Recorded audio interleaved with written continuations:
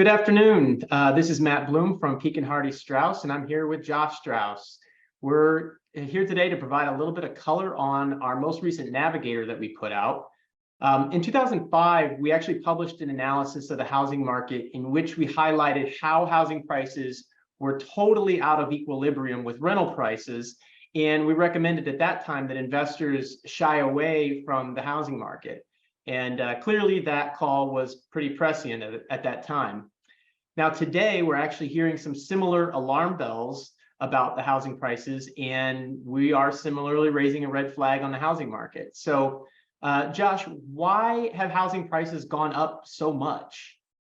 Well, good afternoon, Matt. Well, in the face of COVID, the Federal Reserve slashed short-term interest rates back to 0%. 30-year mortgage rates, in turn, reached an all-time low in December of 2020 at 2.66%. The federal government also flooded the system with fiscal spending to prop up asset prices. And people were working from home exclusively for a long period of time and invested heavily in their homes or upgraded their homes. And as a result of all of those factors, housing prices nationally are up about 40% since the beginning of the pandemic. Wow, that's actually pretty amazing. But aren't incomes also up a lot as well over that time frame? And doesn't that make a difference for housing affordability?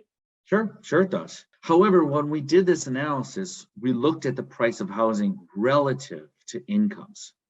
Right now, housing is less affordable than it has been in at least the past 4 decades relative to incomes. People are spending a larger portion of their incomes than ever before. Plus, with mortgage rates now over 7%, the annual mortgage payment for the same house is more than double as compared to December 2020. The affordability of housing in the United States is in a severe state of disequilibrium. Wow. Okay. So what's the call here? Are we going to see a repeat of 2008 as housing prices fall? We don't think so.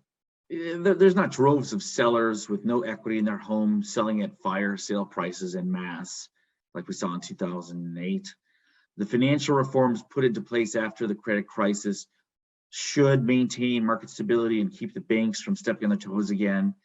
Plus, we think that for this market to get to a healthier place, it is likely that we will see housing price declines and/or material wage increases, similar to what happened during 1955 to 1975.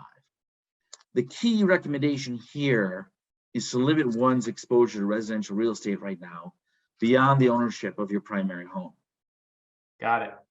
All right, well, that sounds spot on to me. You can read more about this Navigator on our website at www.pekinhardy.com. Have a terrific day.